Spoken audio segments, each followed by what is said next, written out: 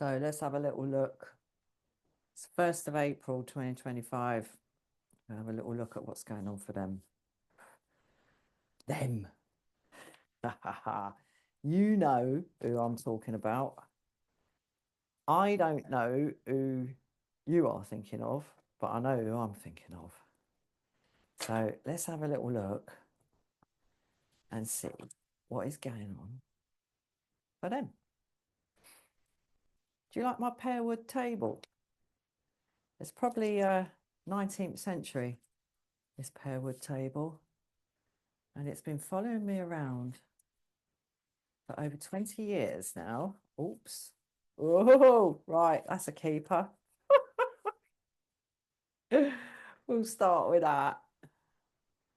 Tower. Well, we asked the question, what's going on for them? And there's the answer.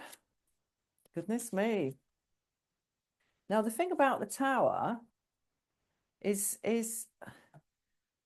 there is a randomness, like a total out of the blue, didn't see that coming, randomness to it. But in the way it's depicted here, I mean, look, this wasn't just a tower. This was a flipping prison. Look at that. We got someone, look, my hand shaking. We got someone in the stocks down there. We got someone still like hiding up there. This was a prison. This wasn't just a tower. This wasn't someone's home. So there's sometimes a sort of sense of justice, if I may, with the tower, where someone or some entity that has shored up a shitload of power, just suddenly the rug is pulled out from underneath them through something that nobody could have predicted, or that they certainly didn't predict. And yeah, there is in some senses a sort of, a bit of the old Schadenfreude about that. Let's see what's next. The Emperor, power. Power surveying the falling of the tower, the destruction of the tower. Well, and the star. Okay. Healing, recovery. The star follows the tower. 16, 17. Interesting.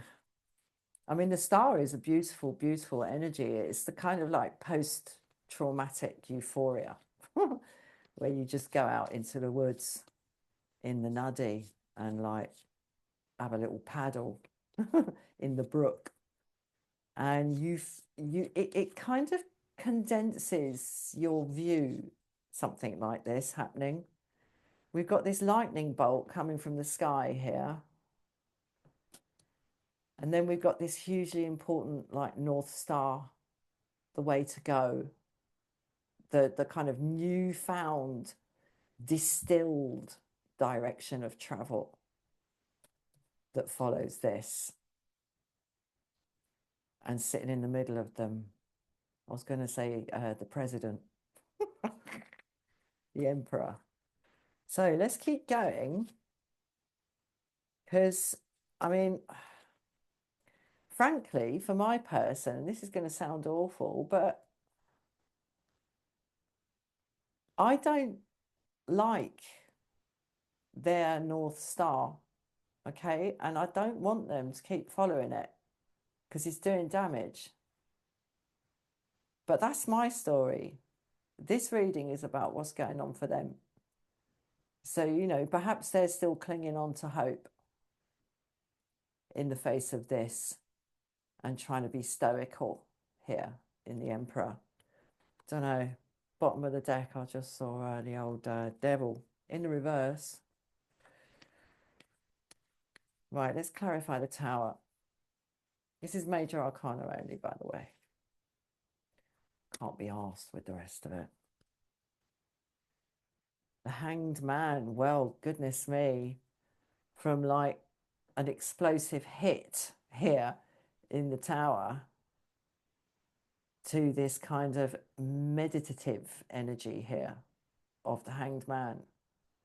and sort of examining things from a different perspective. You know, that perhaps there is a quality here of just sort of looking at this disaster and refusing to see that it's a disaster, that it's over, something's over, refusing to see it, and just sort of maybe even looking at how it can be sort of instrumentalized and capitalized, but definitely not seeing it for what it is, and really gritting their teeth in the face of this to not just go, okay, shit, it's like game over. And like, I'll just keep going, I'll just keep going, I'll just keep going towards my North Star. But there's a sort of touch of madness here.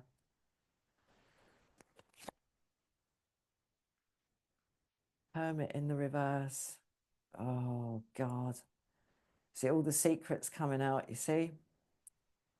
The true nature of this person no longer being like concealed, like off in the cave by themselves, sort of, you know, hatching whatever thought forms and contemplations they're hatching here, staring into that lamp and contemplating the nature of their reality in isolation. Another meditative energy.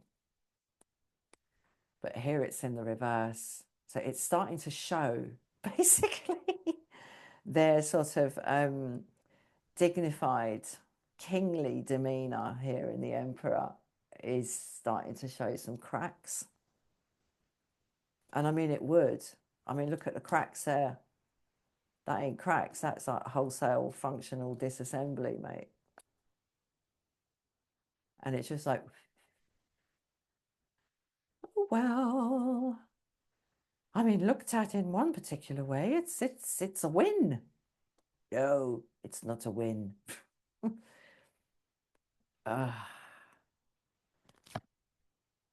Oh, another beautiful, beautiful. And how often do these two come up for me? Unbelievable. The Star and Temperance. They came out, they had a strong relationship in yesterday's reading. We've got the two vessels here, and we've got the two vessels here. This one is contained. This one is less contained, but it's still contained because it's pouring back into itself. And that's why there's an element of healing with this card. But here it's contained in this backwards, forwards thing going. It's balance. So we've got hope and healing and balance here. How can that be possible in the face of this?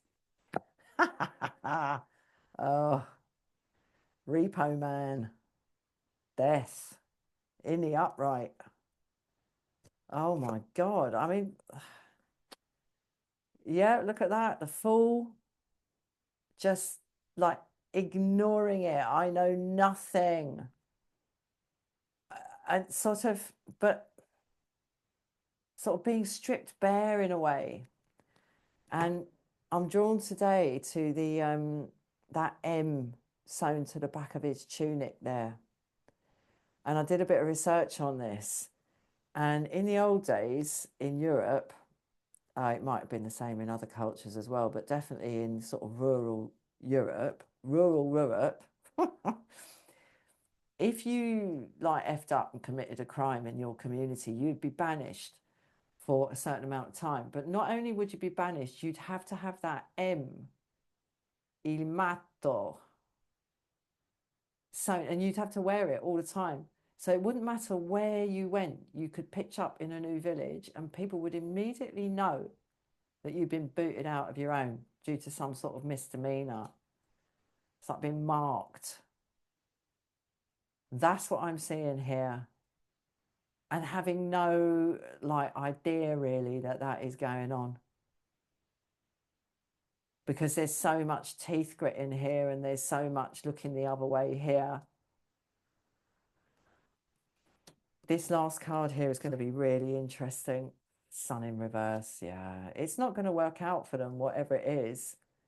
But I mean, this would be a terrible turnaround for them, going from the Star via Temperance. It's like, yeah, good. You know, perhaps this Emperor energy here has been in place for a long time and it's kind of concretized. But it don't matter how concretized anything is. I mean, that's deconcretization, isn't it? You know, and the inevitable sweeping away of all power and all possession here and all control. You know, we control the world when we amass jewels and knowledge and sort of glories and accolades and skills and force. And the only thing left outside of that whole reaping up there is that artist's palette in this deck. The ancient Italian tarot, I believe it's called. I've been working, it's not Tarot de Marseille, it's ancient Italian. Been working with this deck for a decade and a half. No wonder the sun is in reverse here. It's just simple failure. It's failure to reach that finishing line. And to then like have to go through judgment before you get to the world, and then you get to the end of the cycle and you're back to the fall again. It's too soon. It's too soon for this energy. This is sort of willful, like looking the other way. This is willful, looking the other way. But because the inner workings of the mind of the hermit in reverse here, it's starting to come out. That solitary kind of strategizing and reasoning that is encapsulated in the Hermit card on its head, and it's starting to come out. It links very strongly. I mean, we've got a diagonal link here. The Sun in reverse, the Hermit in reverse, and the Tower. You know, it doesn't matter how optimistic the Star and how sort of like established that optimism is and how established this Emperor energy feels on the throne. It doesn't make any bloody difference at all. Nothing can stand up to this and nothing can stand up to this. What can I tell you? And to think otherwise is mistaken. And that's also what's here in the Sun in reverse.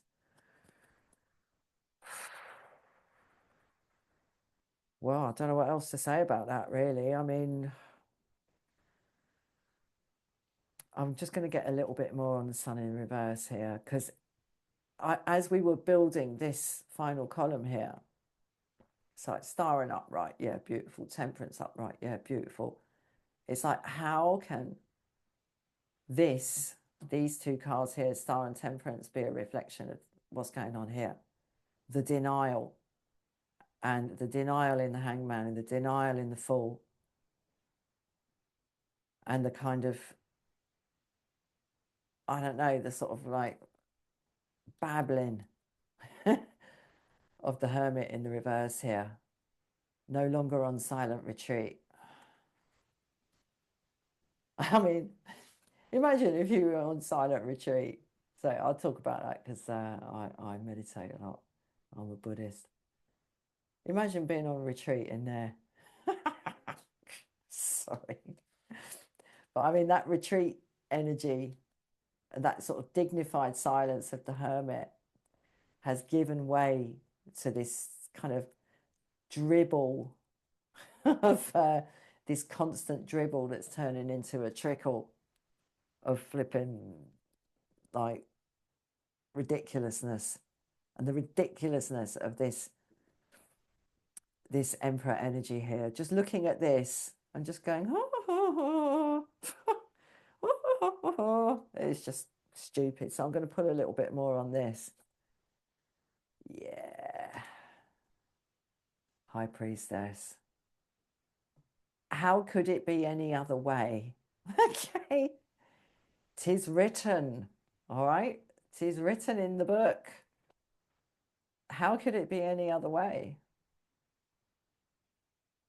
You know, these causes and conditions here, and the real perniciousness in this reading is this, because this is your grandiosity, this is exceptionalism, and this is megalomania. And when you put that into the world and start acting on it and pretending that you're not, the Hanged Man and the Hermit in reverse, and just pretending that you're innocent in a way with the Fool. I mean, there is an innocence to the Fool as well, but this depiction of it is quite nuanced, isn't it? With that M. You know, when you put that megalomania together with these causes and conditions, even when it's the heart's desire of this emperor, and even when this emperor feels very established in their own way, all that's going to end up happening is that, in the end. That's the only outcome, in the end. Sooner or later. And, you know, that's inevitable. It's sort of karmically inevitable. The High Priestess is the card of knowing. We have the Fool, I am, the Magician, I can. And the High Priestess, I know. I am conscience. It's sapiens, it's sapienza, or whatever, you know, awareness, bodhicitta. There it is. Yeah, strength in the reverse. Yeah. The contradictions and the kind of gaps, as I said, the cracks are starting to show here in the Emperor energy. This holding on through sort of distraction and willful ignorance cannot abide. It just can't. It will sooner or later shake itself to pieces. And strength in the reverse here, you know, this strength in the reverse is partly the failure to like effectively manage one's own emotional like doodahs, because that's what the strength card is really about. It's about self-management.